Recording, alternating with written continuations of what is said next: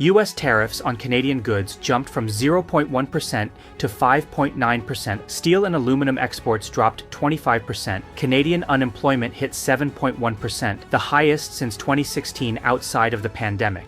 The Bank of Canada projects GDP will be 1.5% lower by 2026 because of these trade disruptions alone. Population growth is crashing from 3.3% to just 0.5% by 2027. These numbers come straight from the Bank of Canada's October 2025 Monetary Policy Report. Most real estate investors see these statistics and panic about the unemployment rate. They think fewer jobs means rental demand will collapse, but they're reading the data wrong. The unemployment number tells one story, but the population shift reveals where the real opportunity lies for investors who understand what's actually happening to Canada's rental markets. I'm Kane. I own several properties throughout Ontario and have been in the industry for nearly 20 years. Be sure to watch my biography video to get a sense of my story. Also, check out the references in the description below. If I make any mistakes, feel free to correct me. Without further ado, let's dive in. When the US imposed tariffs on Canadian goods, the average rate jumped from 0.1% to 5.9% almost overnight. Steel faced 50% tariffs. Aluminum got hit with 50% tariffs too. Motor vehicles saw 25% tariffs added to their costs, while 90% of Canadians still enter the US tariff-free. The affected 10% employed some of Canada's highest-paid industrial workers. The numbers looked bad on paper, but the real damage started showing up in employment data. Canadian steel companies began cutting workers as their exports to the US dropped by 25%. Aluminum producers saw the same decline.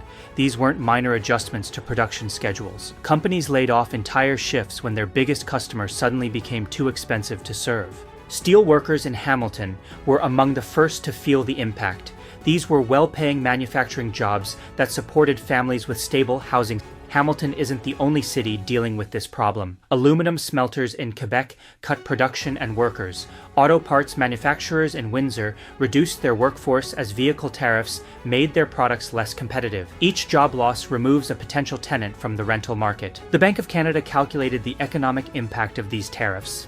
They project GDP will be 1.5% lower by the end of 2026 compared to what they expected in January. That represents billions of dollars lost. More importantly, for real estate investors, it represents fewer people earning good wages and fewer people who can pay rent on time. Manufacturing jobs typically support entire communities. When a steel mill cuts 200 workers, those 200 families reduce their spending at local stores, restaurants, and services. The ripple effect hits other jobs too. Each secondary job loss removes another potential tenant from the rental pool. The tariff impact goes beyond immediate job losses. Companies in affected industries stopped investing in new equipment and expansion plans. They postponed hiring decisions and delayed salary increases for remaining workers. This created uncertainty that spread through manufacturing communities, even among workers who kept their jobs. Business investment remains weak as companies wait to see if tariffs will increase further or get removed through trade negotiations. The uncertainty means fewer new jobs and slower wage growth in affected sectors. Manufacturing workers who kept their jobs became more cautious about spending and moving to better apartments. The affected sectors employed some of Canada's highest-paid industrial workers. These were the tenants who could afford premium rents and rarely missed payments. Trade-sensitive industries concentrated in specific regions face ongoing challenges. Auto manufacturing in Ontario, steel production around Hamilton, and aluminum smelting in Quebec all lost their competitive edge in U.S. markets. These regions now have fewer high-income tenants available for rental properties. The tariff shock removed the highest-paying tenants from rental markets in manufacturing-dependent areas. Investors in these regions face reduced demand from their most reliable tenant category. The impact isn't just about trade statistics or GDP numbers. It's about having fewer people who can afford your rent increases and maintain steady payments over time. The unemployment rate hitting 7.1% captures everyone's attention, but most investors are misreading what this number actually means for rental demand.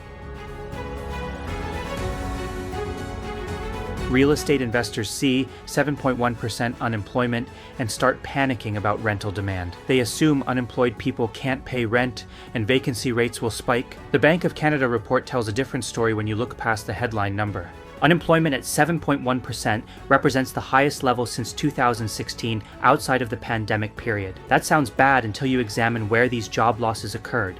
The unemployment spike concentrates in trade-affected industries like aluminum, steel, and auto manufacturing. Service sector jobs remain stable. Government positions show little change. Tech jobs continue with normal hiring patterns. Wage growth sits at 3% across most measures according to the Bank of Canada data. This isn't wage collapse territory. Workers who kept their jobs still earn steady income with modest increases. The 3% wage growth means employed people can still afford rent and handle reasonable increases. Compare this to recession periods when wage growth drops to 1% or goes negative. Manufacturing jobs represent a smaller portion of renters in major cities like Toronto, Vancouver, and Montreal. Most urban renters work in services, healthcare, education, or government. A steel worker in Hamilton losing their job doesn't affect rental demand in downtown Toronto, where tenants work for banks, hospitals, and tech companies. The job losses hit specific geographic areas rather than spreading evenly across Canada. The unemployment rate averages these regional differences into one number that doesn't reflect local rental markets. Canada's provides income support for displaced workers during their job search transitions. This safety net helps maintain rent payments while workers look for new positions, especially when they reduce other expenses during the adjustment period. Most businesses surveyed by the Bank of Canada plan to maintain their current workforce over the next 12 months. They cite tariff uncertainty and soft demand as reasons for caution, but not mass layoffs. This suggests the unemployment spike reflects past layoffs in specific sectors rather than ongoing job losses across the economy. The data shows companies made their adjustment decisions quickly when tariffs hit, rather than planning extended periods of workforce reductions. The 7.1% unemployment rate calculation assumes Canada's old population growth patterns. Under the previous system, the country needed over 60,000 new jobs per month just to keep the employment rate steady. High immigration and population growth meant constant pressure to create jobs for new arrivals. The unemployment rate reflected this dynamic. Population growth now runs much lower than the levels used to calculate that 7.1% figure. The Bank of Canada notes that fewer than 5,000 jobs per month are needed by the end of 2025 to maintain the employment rate. This compares to the pre-2024 average of 18,000 jobs per month needed for employment stability. The math behind unemployment rates depends heavily on how many new people enter the job market each month. With slower population growth, fewer people compete for existing jobs. Service sector stability matters more for rental demand than manufacturing job losses. Restaurant workers, retail employees, healthcare staff, and government workers form the backbone of urban rental markets. These jobs show resilience despite trade disruptions. Their continued employment supports rental demand in major cities where most investment properties operate. The unemployment spike reflects a one-time adjustment to new trade realities rather than ongoing economic collapse. Companies in affected industries made layoff decisions quickly when tariffs hit. They won't keep laying off workers indefinitely. The job losses concentrate in a specific time period rather than spreading over years. Understanding sector-specific unemployment helps investors evaluate their markets correctly. Properties in manufacturing-dependent areas face real challenges from job losses. Properties in service sector cities maintain tenant demand from stable employment. The 7.1% unemployment rate masks these important regional and sectoral differences. But while investors obsess over unemployment statistics, they're missing the much bigger shift happening to Canada's population growth that will fundamentally change how rental markets work.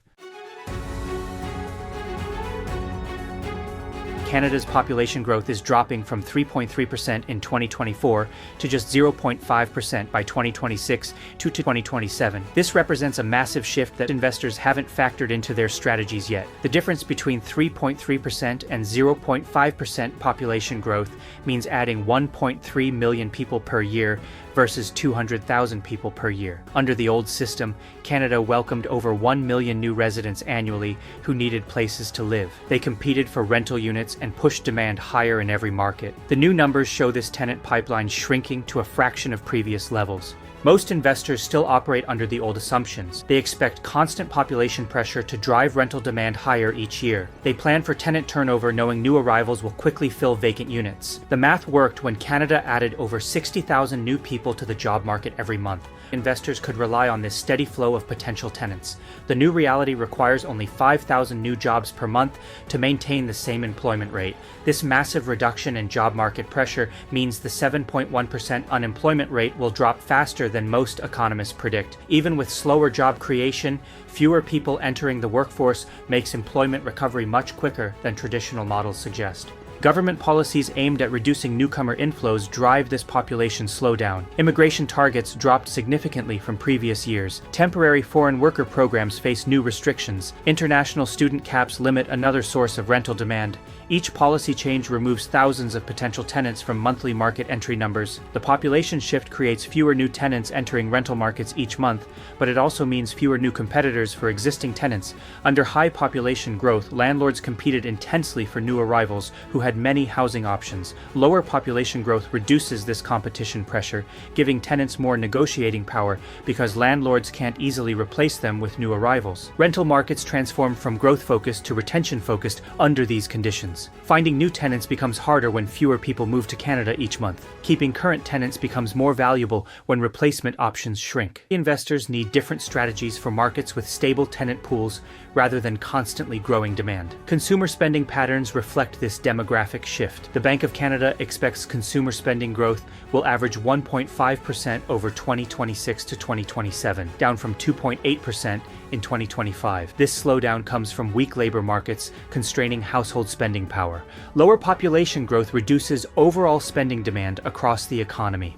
Feel this impact through reduced tenant ability to pay higher rents and fewer people competing for units. Household income growth slows when population expansion moderates. The Bank of Canada expects weak household income growth to weigh on spending, particularly in 2026. This affects rental markets because tenant income determines rent payment capacity. Slower income growth limits how much rent increases tenants can absorb. The structural adjustment to slower population growth affects different regions differently. Major cities that relied heavily on immigration for rental demand face the biggest adjustment. Smaller markets that saw less immigration experience smaller changes. Property investors need regional strategies that account for varying population growth effects.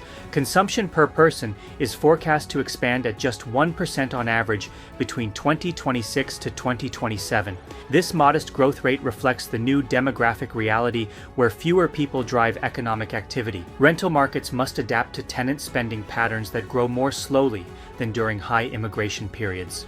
The population growth collapse turns rental investing from a growth game into a retention game. Experienced landlords who understand tenant relationships gain advantages over investors who relied on constant new tenant flows. The opportunity lies in adapting investment strategies that work effectively rather than rapidly growing rental markets. But most investors are still running their numbers based on the old population growth model, which leads them to completely misunderstand what these changes mean for their investment returns.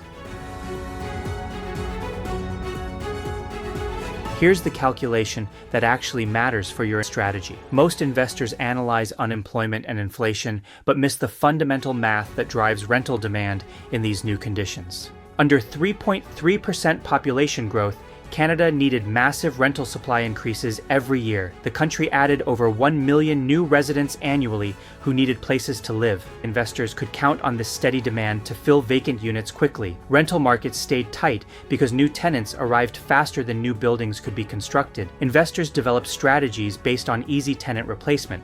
When a tenant moved out, landlords knew they could find replacements within weeks. Multiple applicants competed for the same unit. Property owners could be selective about tenant quality and push through rent increases without worry. The math worked because demand always exceeded supply. The 0.5% population growth rate changes this calculation completely. Instead of adding over 1 million people per year, Canada will add roughly 200,000 people annually by 2026 to 2027. The rental market shifts from a supply shortage to demand stabilization. This means different investment strategies work better under the new conditions. Vacancy rates will stop dropping like they did during high immigration years. The constant pressure from new arrivals that kept rental markets tight disappears. Vacancy rates may actually rise in some markets as the tenant pipeline shrinks. Investors can no longer count on immediate tenant replacement when units become vacant. Tenant relationships become more stable under lower population growth. Renters stay in units longer when they know good alternatives are limited. Moving becomes less attractive when fewer rental options exist. Investors benefit from reduced turnover costs and more predictable cash flows from long-term tenants. Investors will focus on tenant retention rather than constantly finding new tenants. Under high population growth, landlords could afford to lose tenants because replacements arrived quickly. The new math makes keeping current tenants more valuable than searching for new ones. This requires different property management skills and strategies.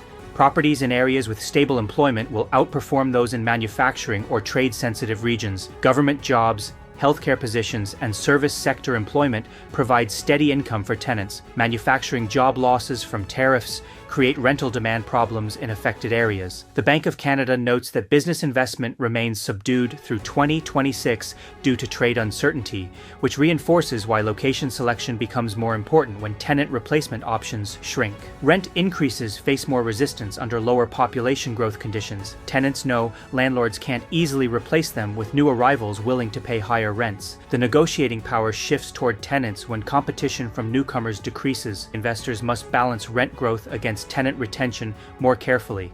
Cash flow stability becomes more important than rapid rent growth under the new demographic conditions. Properties that generate steady income from long-term tenants outperform those that rely on frequent rent increases. The investment strategy shifts from growth-focused to income-focused as market dynamics change. Property acquisition criteria must account for tenant retention potential rather than just population growth projections.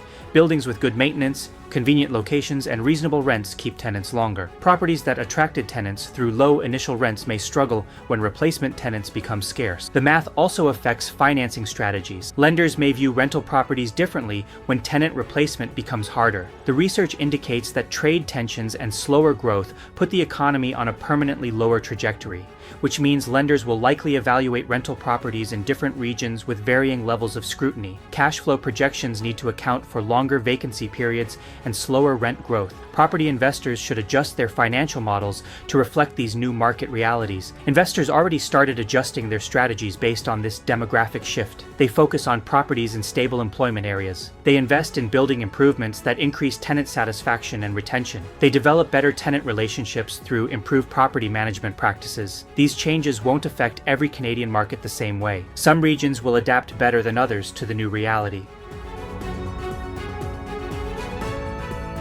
The Bank of Canada report reveals uneven regional patterns across Canadian real estate markets, with housing activity showing affordability challenges in Toronto and Vancouver that differ from problems in manufacturing regions. Each area will experience these economic shifts differently based on their local job markets and tenant bases. Manufacturing job losses hit hardest in Ontario and parts of Quebec, where steel, aluminum, and auto production concentrate. Hamilton steel workers face layoffs as exports drop 25%. Windsor auto parts manufacturers cut production when vehicle tariffs make their products less competitive. Sault Ste. Marie steel mills reduce shifts as U.S. orders disappear. These cities depend heavily on manufacturing jobs that paid well above average wages. Quebec aluminum smelting regions also face significant challenges. Workers in aluminum-producing areas lose jobs as exports become uncompetitive. These regions have few alternative industries to absorb displaced workers.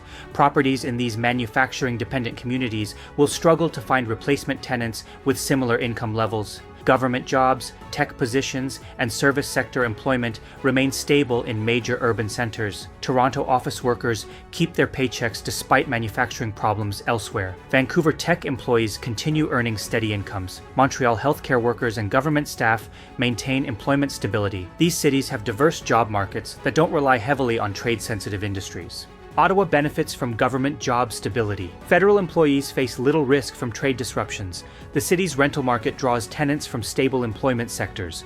Properties here should maintain steady demand even as other regions struggle. Government contractors and consultants also provide consistent rental demand in the capital region. Cities with diversified economies will weather the transition better than those dependent on single industries.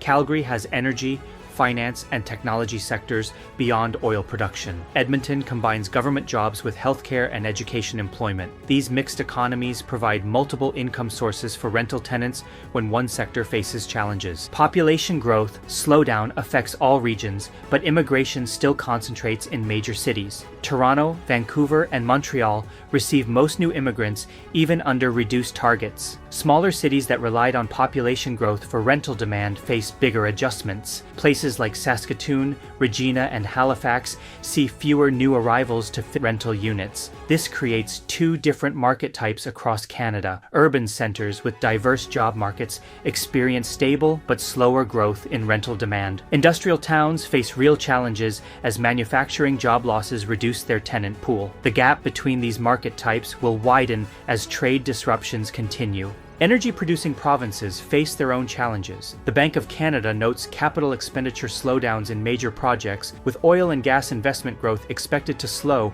after strong growth in 2024, particularly as the Trans Mountain Expansion Project reaches full operating capacity. Alberta oil sands operations delay expansion plans amid economic uncertainty. Saskatchewan potash mines postpone new development. British Columbia forestry operations reduce investment in equipment and facilities. These capital expenditure delays affect construction workers, equipment operators, and skilled tradespeople who often rent housing near project sites. Rental properties in resource-dependent communities may see reduced demand as fewer workers arrive for new projects. Fort McMurray, Grand Prairie, and similar cities built rental stock expecting continued resource development. Housing markets in smaller cities that relied on population growth for demand will see the biggest adjustment. Places like Kelowna, Kitchener-Waterloo, and London attracted newcomers during high immigration periods. These markets may experience slower rental demand growth as fewer people move to Canada each year. Rental investors in manufacturing regions need exit strategies or significant rent adjustments. Properties in Hamilton, Windsor, and Quebec aluminum towns face reduced tenant quality and ability to pay. Vacancy periods will likely increase as fewer qualified tenants compete for available units. Investors focus on service sector markets with employment diversity. Healthcare, education, government, and professional services provide steady tenant income streams. These sectors show resilience during trade disruptions and economic uncertainty. Properties in cities with strong service economies maintain better occupancy rates. The data shows a clear divide between regions that will thrive and those that will struggle. Understanding these patterns helps investors position their portfolios for the fundamental changes taking shape across Canadian rental markets. These market shifts require immediate portfolio adjustments. The Bank of Canada's October report shows a fundamental shift in how Canadian rental markets work. This isn't about a real estate crash, it's about adapting to new market conditions where tenant retention matters more than constant growth. Most investors are moving from dependent strategies to stability-focused approaches. They focus on properties in diverse job markets rather than manufacturing-dependent areas. They improve tenant relationships instead of relying on easy replacements from new arrivals. Start evaluating your portfolio by identifying properties in stable employment markets like government centers, healthcare hubs, and service sector cities. Prioritize building improvements that increase tenant satisfaction. Develop stronger tenant relationships through better property management. Properties that keep good tenants longer will outperform those that depend on population growth projections that no longer apply. If you enjoyed this video and is interested in getting out of the rental market, consider other investment opportunities. Be sure to watch my next video on how mortgage investment corporations work.